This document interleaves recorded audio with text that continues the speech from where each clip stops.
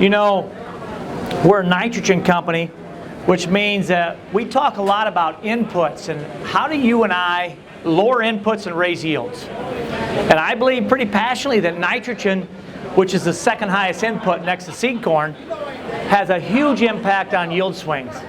So does water, but nitrogen is something you and I can control.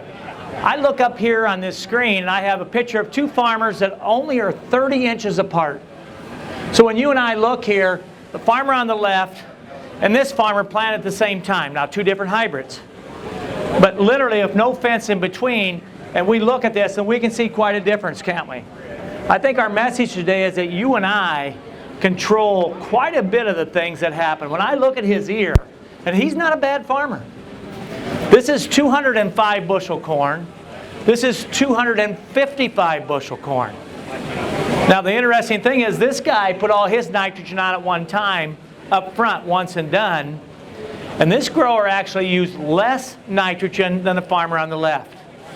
But yet we see where he has an ear that's pulled back and every kernel has got a 6 bushel advantage to us. So if I blew off 8 kernels here due to nitrogen deficiency, I then realize I'm 50 bushel under the mark. So as we think about what do you and I do in a 350 corn market, how do you and I get better at what we do? You know, when I say we're going to spend less and raise more, what do I mean by that? Let's take a look. So I believe this planter pass is an excellent place to start to win. We talk about it all the time here at 360 about base plus. What do I mean by that? That's where we would come in if a planter and we would put some nitrogen on. For my farm, that's going to be 80 units in a band. In other words, we're going to band on both sides of that row. The beautiful thing about that planter pass is you're already making that pass. And if we know where the row is, we know exactly where to position the nitrogen to have the most effect. And a band is worth 2x to you what a broadcast is. If we come out here and broadcast nitrogen, we know what? We got all kinds of these little guys that are really friendly. And we like these microbials. These guys are the good guys. And so they are going to start to work on the nitrogen that you broadcast because there's a lot of residue in here. And as they break down residue, they use nitrogen. So if we come in and just put a band on of high concentration, that makes quite a bit of difference on what the corn plant's going to see.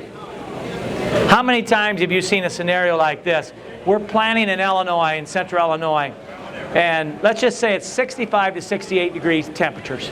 And corn's growing, and it's up about this tall, and all of a sudden we get a weekend of 85 degrees. Friday, Saturday, Sunday is 85. What happens on Monday? Corn turns yellow.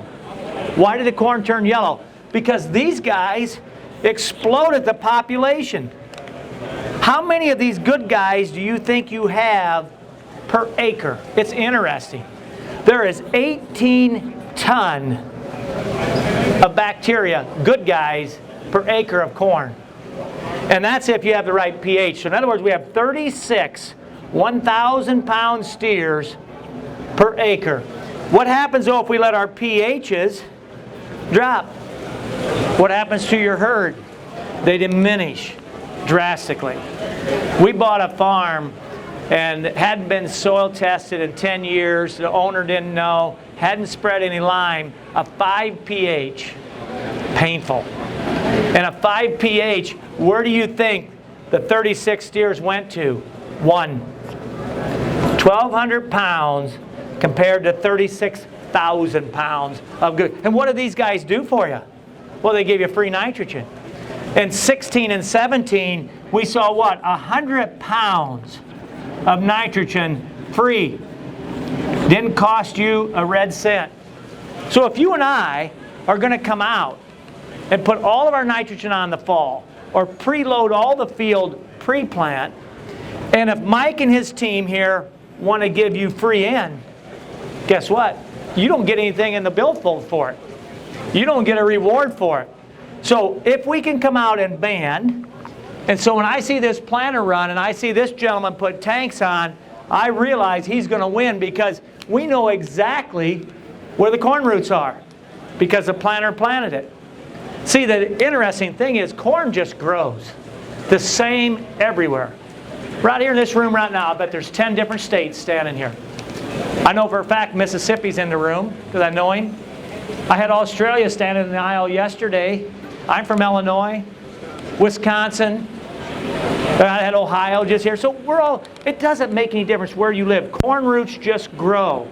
And they grow the same every time. So if you and I are going to come out and we say we're going to make this plant win, what's that look like? Well, let me show you. So we know when you plant it, you're going to have 4 little seeding roots come out. And these guys are mainly for P and K. They don't pull much nitrogen.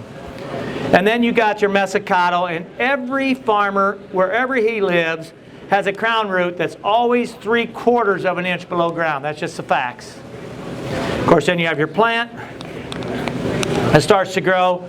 And so how long does that corn plant live off of mama seed? Quite a while.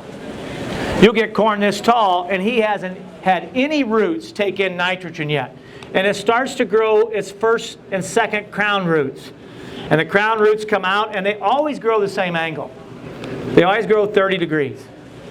But the interesting thing, you'll get the V5 corn. V5 corn's this tall. And these crown roots are just starting. And the starch runs out of mama seed, and it hands the baton to the crown root. And right there, you better have a really happy day. Because we talk about every kernel in length is 6 bushel. Every row around is worth 10. And so how many times have we seen this? If corn has a bad day, that's not a bad enough day. That's a really bad day.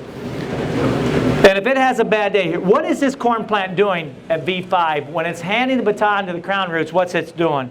It's deciding how many rows around it's going to be this year. 18, 16, wow. Hopefully not that. 14 around.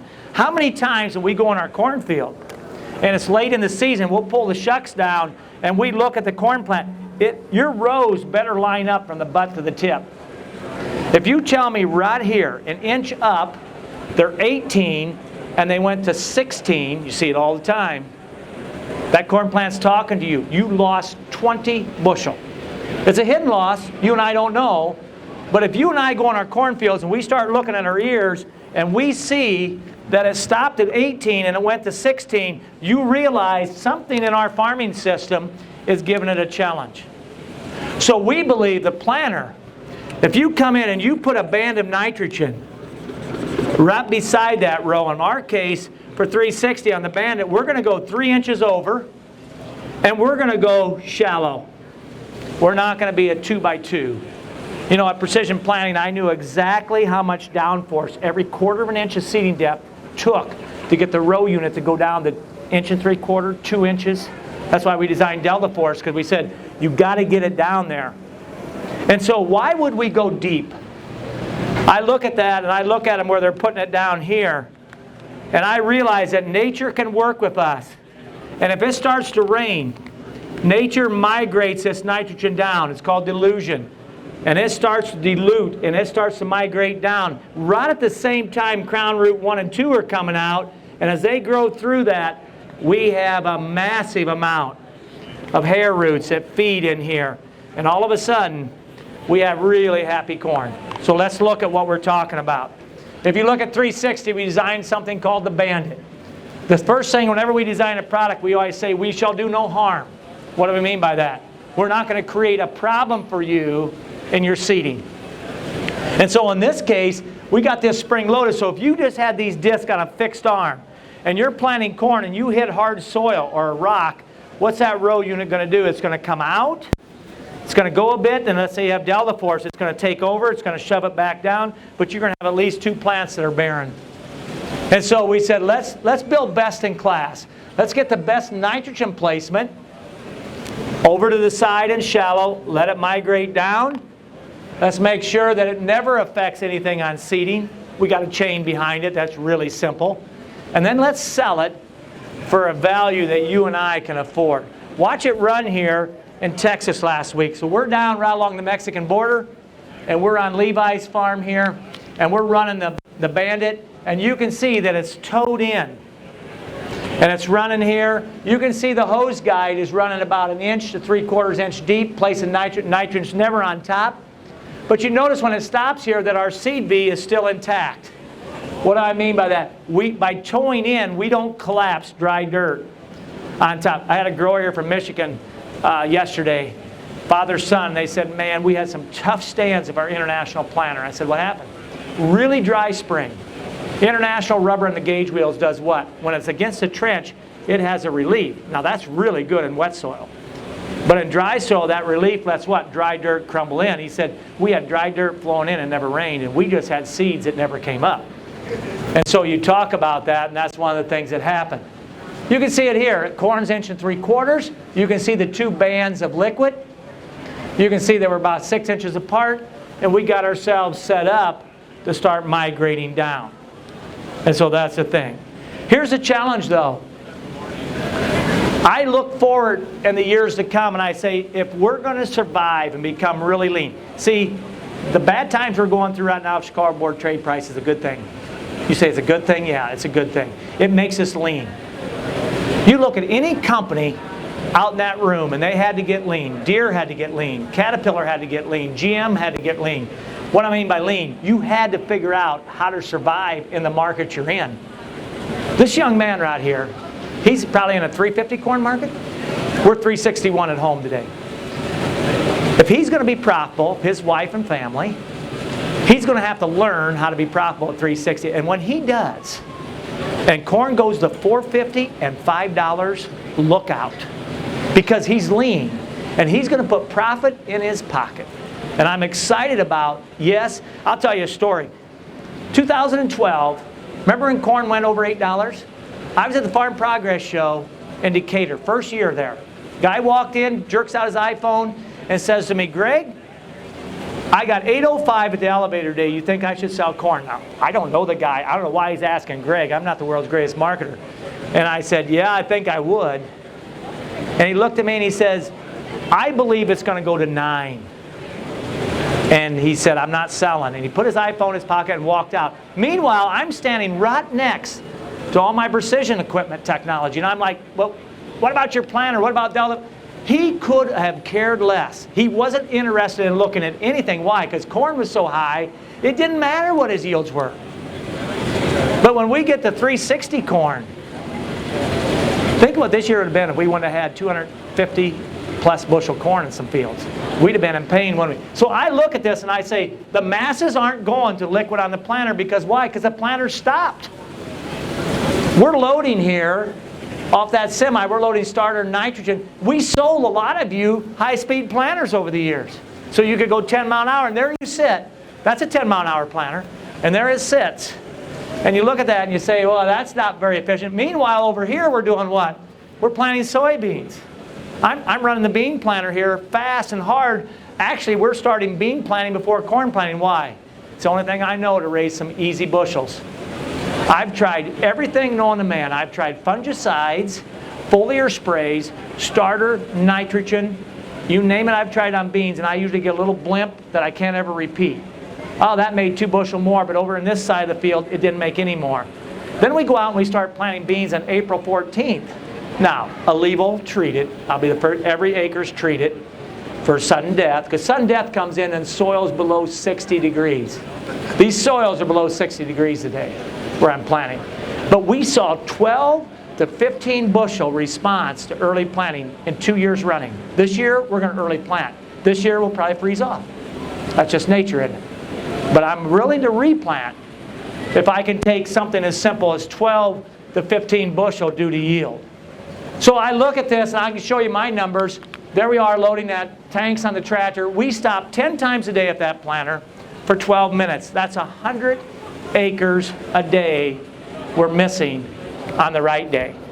What day do you plant? How many of you planted this year on April 21st? Don't raise your hand. Not the right day to plant, was it? April 21st. Jordan, who's running the camera here, comes out to the field. And we had stopped our planters. We have 3 planters. We just stopped. Took them all to the shop, parked them in a nice, neat row, and we said, we're not planting today. It's 74 degrees. It's sunny. You can go on Facebook and find this video. It's a beautiful day. It's Friday at 11 o'clock, and we're not planting an acre of beans or corn. Why? It's never about the day that you're planting. This seed right here, it's never about today. What is it about? 36 hours from today. What is the weather a day and a half away? Why is that? Because we know that we call it first drink. First drink syndrome. The temperature of the water coming into that seed has a huge effect on yield and stand. If you're telling me this corn plant's going to take a first drink below 50 degrees, you're in trouble. It's got to be 55 or above. The cold water changes the cell configuration inside that around the germ, and this guy cannot find the sky. And he just does this, and he circles the seed twice and dies. Or he doesn't spike at all. And I've seen this, and so I had to learn it the hard way. I'm not that smart. I had to plant into a rain one time in cold weather on 260 acres, and it cost me $60,000. So I went on social and said, I said it very kind of. I didn't say, you're an idiot if you plant on Friday or Saturday. I didn't say that. I just said, stop planting. And 75,000 people responded, and it wasn't very favorable. But what really happened on the 21st, what did they really miss? They missed the forecast. They said it was going to warm up again on Monday, Tuesday. You know what happened this year? It went 10 days of cold. And so we had to replant. And we talk about replant, you know, and you got this kind of scenario, and these guys are missing. I beg you not to come in and put the planter beside standing corn and interplant corn next to corn. Tear it up. You've got to tear it up. If you don't tear it up, you're going to be very, very sorry. The interesting thing to me is the genetics that we're planting now perform really well, much later than we ever thought. My neighbor tore up corn that was on the 21st and replanted on May 28th. It took him a long time to figure out whether to do it. And Mark's an honest guy, and Mark said, Greg, what do you think that corn yielded? I planted on May 28th. I said, I don't know. 276 bushel on the 28th. And I look at that and I say, all right, we better pay attention to this. We better be planting on the right day. But how are we going to get enough done if we're sitting there? So I look at this and I say, this is simple. We took grain carts and we kept combines running, and combines never stop in our operation. Why wouldn't we take and bring nitrogen and starter to the planter so the planter never stops? So if you want to plant some beans and then you want to keep going on corn, but if you're in corn, we should never stop this planter. And so the sprint system is all about keeping you running. We went down to Texas here last week. We were down there on Monday, Tuesday, Wednesday. We come back on Thursday, and we said this 360-acre field, this is a 40-foot planter. He's only got a 300-gallon saddle tank on the right side for us. The left saddle tank was for starter. That planter never stopped one time. Putting on 21 gallons to the acre, never stopped at 360 acres. He couldn't believe it. He said, my efficiency has never been this high. So that's stuff for you to think about. Now we said this little seed is living off of mama. It's not pulling nitrogen this time. Does starter pay? So Wednesday morning, just getting started. Here, a guy from Ohio walks in. He says, Greg, I'm spending $30 an acre on starter. And he said, should I be? And I said, yeah, you should be. Well, he said, I got high P levels. I said, you should be. Over the years, 12 to 15 bushel, very, very common to starter. I've seen it year after year. I understand his pain here because he's saying, I'm going to need at least 10 bushel to break even. And so I said to him, what if I could show you technology that would cut your costs in half or even greater? 70% is probably a stretch. But let's just say 50% savings. Would you be interested in that? If I could take this number to 15. Oh yeah. He said, I'm in. Because what are we doing now? So at my house, we're putting starter on the seed. I run it from headland to headland. I know what it costs me for every inch. So if you're 6 inches between seeds, it's $3 an inch. So that's $18 for the starter alone. I put on $5 of zinc. I wouldn't use starter without zinc. And then I add $5 more of a product called Avail. So Greg's at $28 an acre. So if I can show you where we could come in, because what would happen, let's just say, we knew where every seed was. Let's just say we knew exactly where it was. And we came in and we would put a dash of product right over the top. So instead of going the whole length of row, and use imaginary numbers, say 3 inches or 2 inches. So instead of doing it, or what happens if we would come in and we would put it right here if you're worried about salts? I really like the fact, what if you have a starter attachment where you could put it right there? So every time it would see a seed, it would start to fire. Let's talk about why it pays. This is my farm. It rained, so I'm digging here in some wet fields. But look at the soil temperature, 53 degrees. This farm has high fertility. P1s are in the 40s. This corn plant is struggling for phosphorus. Why? Because of the soil temperature. Your soils will not release nutrients, P and K, until they get to 65 degrees. So you could have all the fertility in the world, and if yours is not up to 65 average, that corn plant is starving. It's sitting there at the restaurant table, the waitress keeps walking by, doesn't bring any food, and he's saying, what's going on here?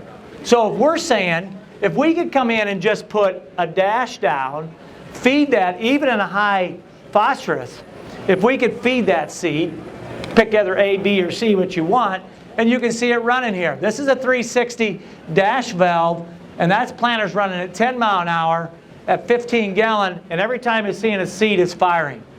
If it doesn't see a seed, it doesn't fire. I had a farmer come in this morning, he said, well, I don't have row shutoff. I don't care. The minute the planter stops, the starter stops.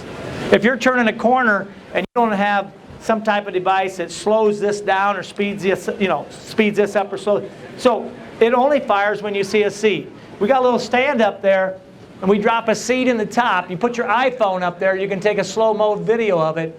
As a seed comes by, Dash sees it, and boom, it puts the nitrogen on it. Watch it run beside a Huckstep shoe. We'll slow it down here. It's running pretty fast. So right here, it's going to slow down. Seed, boom. Seed, boom. Every time you see a seed come out, it's going to shoot. And so that's the kind of technology we're looking at. I believe in starters. I think if I was planting that field on May 28th that my neighbor did, I absolutely would have had starter on it. Starter can knock off as much as maturity of 8 days. If he's planting a 110 to 112 day hybrid, I can put a 116 day hybrid next to him in the next field. I will harvest before he does by at least 2 points of moisture. Because starter will always shorten up your growing season. So those are things that you think about. How about this? We've done this for years, haven't we? We pre-plant, we come in a side dress, and we would put it right down the center of the row. So you look at this guy's here in a 30-inch row. He's putting some nitrogen on, he's finishing his program. We'll draw it out here real quick. So he's coming right here down the center of the row, and he's 2 inches deep. And he's got a big smile on his face, and he's saying, life's good. He really likes what he's doing and where he's at. So I look at that and I say, well, what happens here? Where's this ground going to crack open if we have a drought? If we have a dry period, where's it going to crack? Right where the scorn mark is. I'll never forget, in 2012 in Central Illinois, drought, bad, where we ran the side dress coulter. Our ground opened up 2 inches wide, 18 inches deep, and I snapped every corn root. It broke it. Ground collapsed back because of the drought. And so I look at this and I say, yes, you got your nitrogen, remember, moves in a vertical plane. Nitrogen does not go in the ground and spread out. I got proof.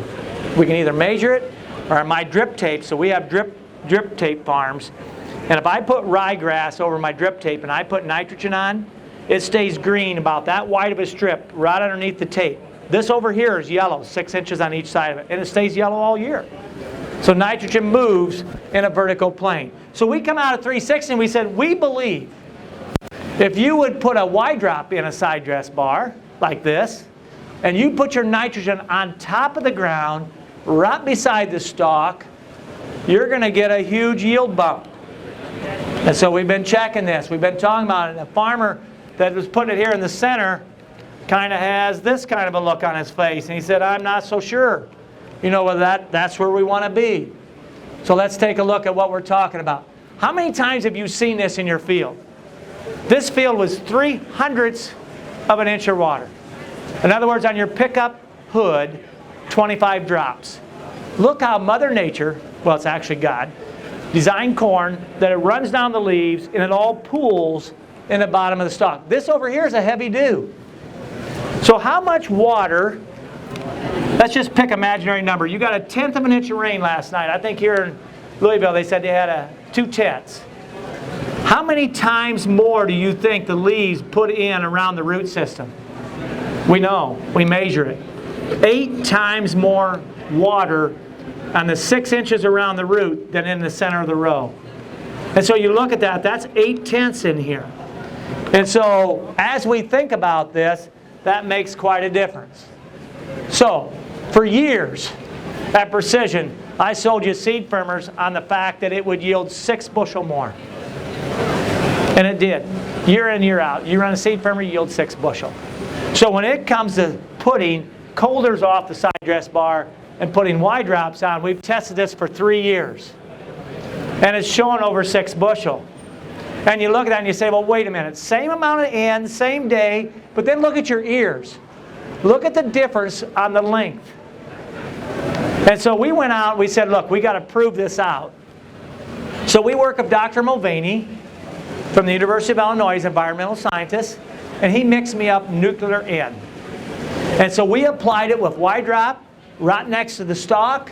Then we put it in a colder at 100 units per acre in the center of the row. We then can grind up the stalk. So after it got the black layer, 31%, we cut all these plants off and sent them to the university. They ground up the stalks, the leaves, the ear, the tassels. They said, Greg, you have 25% more nitrogen in the plant where Y drop went than where the colder went. And so after 3 years, I'm sitting here saying, if you have a side dress bar at home, you need to really think about taking the colder off and putting the Y drop on. This is easy money. In my farming operation, I know every penny. For example, we raise non-Roundup ready beans, non-GMO. A local elevator that's 10 to 12 miles further away said, I will give you 5 cents more a bushel if you bring them all your acres to me. I'll do that in a heartbeat. 5 cents adds up. You should be looking for every $5,000 increment that you can grab in your farming operation. You should know the difference between corn and soybeans. And maybe you have edible beans, maybe you have white corn, maybe you have popcorn. We raise seed corn. And it's not even a question what you should be raising. You've got to know your costs. We talk about timing and placement. And so if you have a used sprayer or a new sprayer, a high sprayer or a low sprayer, we know that you can come out and win by doing the base plus. We talk about it all the time, the free nitrogen, and we say if you do a base plus and you're waiting, and that's what this grower in Iowa did, he's sitting here and he's waiting, now he's in the day and he's putting his nitrogen on. Look at this young man here. You see the Hagee running, he's in putting on the last drop. He had come in and done base plus and he had put on 75 pounds of N with a planter, okay? And now today he's coming in and he's putting 105 more on, so he's going to have 180 pounds on his field. How did he figure that out? Licked his thumb and said, I think I need 105 more? No, he measured. We measure all the time in our fields. We use soil scan. I probe 12 inches deep, take it in, 4 minutes later it tells me where is the gas gauge in that cornfield. You can't run corn out. And so a lot of times growers will say, Greg, I think I'm going to take tissue test and find out if I need N. A tissue test that says you ran out of N is a pretty painful day for you. I would much rather measure the dinner plate that the corn's drawn out of. you should look at your soil test and see your CEC number. I can tell you what my average is. My lows are 9, my highs are 23, my farm's average 15. Very simple math. Take it times 10, and that's the most N that you can ever hold in one application. Doesn't mean that this is what Greg believes. This is science. So if my neighbor's out putting 250 pounds with N-Serve on in the fall, and November 7th, how much went down the tiles? 100 pounds. I know his CECs are 15. He's got the same soil types I got. And so who is being smart about that? And so this is things that you and I figured out. And it's not that we have to ever have fear, but regulation's coming. Illinois already passed an Illinois handbook, nitrogen law. So did Minnesota, so did Iowa, so did Maryland. Maryland now put out Nazi nitrogen police. And they come to your farm, they knock on your door, and they say, we understand that you might have violated the nitrogen handbook. And there's a fine. So these are things you need to know. The exciting thing is, when you have knowledge, so this young man said, I'm going to do what my agronomist has always done, a once and done, and they're raising 230. So he's looking for 230 bushel, and for years we've said what? 1.1 pounds of N equals a bushel. So that's how much you got to put on to make a bushel of corn. I'm telling you, it's a new day. You better be in the 0.7 club. If you're not going to be profitable. That's $35 an acre difference between these two. Okay? And we have to get that right. So on that side of the farm, that's what he did. On this side, he did the base plus of the planter. Then he came back and said, uh-oh, I don't need any more than 105. So he saved what? 75 units. So he saved $35 there. And he raised 11 bushel more. And so many times people say, oh, you work at 360. You're a rescue company for nitrogen. No. Oh yeah, we can rescue you. 2015, I couldn't have enough sprayers running in our neighborhood. Everybody's corn was yellow this tall. Why? Because we had 9 inches of rain in July in 3 days. At the dairy, it just poured down on us. My nitrogen went where? Down the tile and into the river. I can definitely rescue you, but that's not what this is. This is about betting on the horse after the race. When horse number 6 wins, you go up the betting window and you put your money on number 6 and they pay you out because we know where we have to be exactly. That's what you see here. We average 9 farms. We took all their information from 5 states. 26 less pounds of nitrogen raised 8.3 pounds of N. So this is what we talk about, using less and getting more. I'm telling you, I believe passionately that nitrogen can be one of the swinging parts for you. So those are things you look at. Quickly, a couple other things we do here. I love design and technology and what you already own. Corn heads have been out there for years, and I know what it takes to have this guy go to pocket change. This stalk right here, how many years do you think it takes for this stalk to go totally in your pocket in money? This is $100 an acre value in a corn stalk field. It takes 5 years.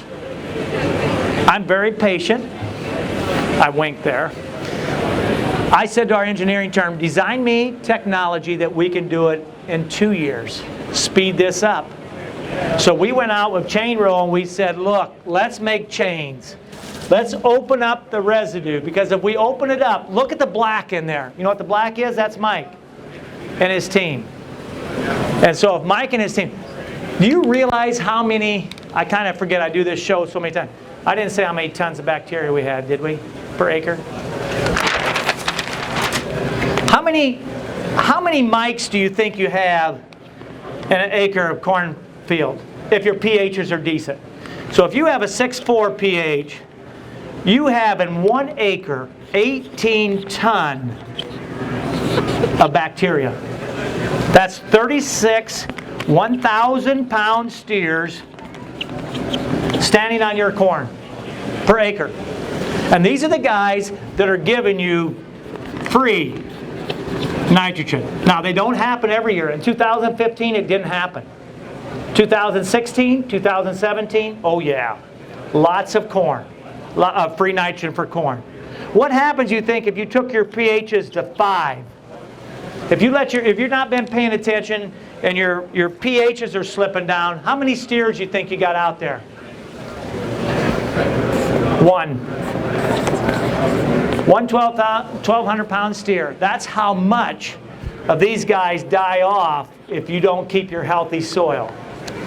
And so these guys are feeding on this. That we prove that we get twice as fast a breakdown by going to the soil lab. You look at it in the tub, Mike and his team went nuts on this. They can't get through the side of the stalk. He can't eat through. He's got to have a fracture place to go. And so this is something we've watched a lot, and it's interesting. You probably don't want to farm next to me. This is a neighbor. He told me this is his cover crop program. It looks like corn lost to me, but if he wants to call it a cover crop, I'm all in. I've watched this for years behind our, we set the back of the combine, then we back out of where we're cutting, we look under the corn head, and we throw our hands up, we say we're set on 1 on the deck plate, say I don't know what else to do, there's going to be corn on the ground, we tell Aaron. And so we jumped in and we said at 360 Yield Center, we should put some brushes in the corn head, it's simple. Let's capture corn. So cushion, capture. Ear comes in, doesn't hit the deck plate, hits the bristle brush, the butt of the ear is still intact. Obviously there's going to be some kernels floating around and we want to capture them. And so this is probably the simplest payback of anything I've ever invented. I probably have the quickest payback right here than anything we've ever done. And you can see the kernels flying around and we're saving them.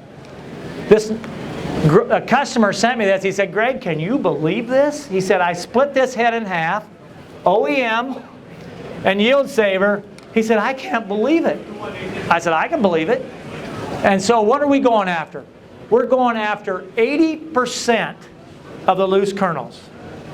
You will have this paid off in less than 1 combining season, and you'll be in the black. That's the things that happen. One quick last thing, you'll see over here along the wall, we got a ripper sitting there, and you say, man, a nitrogen company that raises corn, what are they talking about rippers? For years, I've watched rippers. This is a Case 875. Deere does the same thing. If the shank goes, they split it out. But there's 40% of the berm that's solid. And I look at that and I say, well, I know a root's not going to grow in there. Because when roots grow down, they size themselves for the environment. So if you and I, this is the top of the farm, and we have these berms like this, and there's 5 inches loose here. That's only where the disc fractured it. And of course, then you got where the shank went. But the root comes down, and as it grows, and it hits that, it will turn. And so we got N, P, and K in here, 40% of it just sitting there. And we can't get a hold of it. And so I told our team, I said, look, we can design a ripper point that should blow that up. So this is a bullet point. It's got a 14-inch wing. I'll guarantee you, I saw him, his eyes went up like that. Do you think you can pull it? I bet that's the first thing you thought. You said, I never pull it. You can pull it. We've done all the tests. I've hooked all the digital links up. The most I've ever seen heavier pull is 10%, which is significant. It was a dairy, my neighboring dairy. They put honey wagon, 8,000 gallon, twice on this wheat field. Let her slam down, and we went in and pulled. In a cornfield, there's no difference. And so it's interesting. So we're taking that berm out. You see it here. And you say, okay. So we took this out, and we just made it all level all the way across. What's that mean in yield? Beck's went out, and they've been testing this. In Ohio, they tested it and replicated it, and they said there's 7 bushel more corn where the roots get in, and they have the full meal deal. So at the end of the day, we're done. I just want to tell you this. Get this ingrained in your mind. You and I, we can raise corn where the rows never scramble. We can fill the tips. The population, feed that crop the right amount of nitrogen. Look how healthy these leaves are. We sell a product called Undercover that sprays fungicides and insecticides from the bottom up. But I want you to imprint this in your mind. You and I can win. We can raise corn and win at 350. And so all we have to do is take control of it and have fun with it And this gets my fire lit up pretty good. When I see that field, I realize that we got a great future ahead of us. So thanks for coming in. Stop over and talk to any of the white shirts. I'm so glad you're here. Remember this, if it's not in this building, I tell Cindy this all the time, if you can't find it here, you don't need it.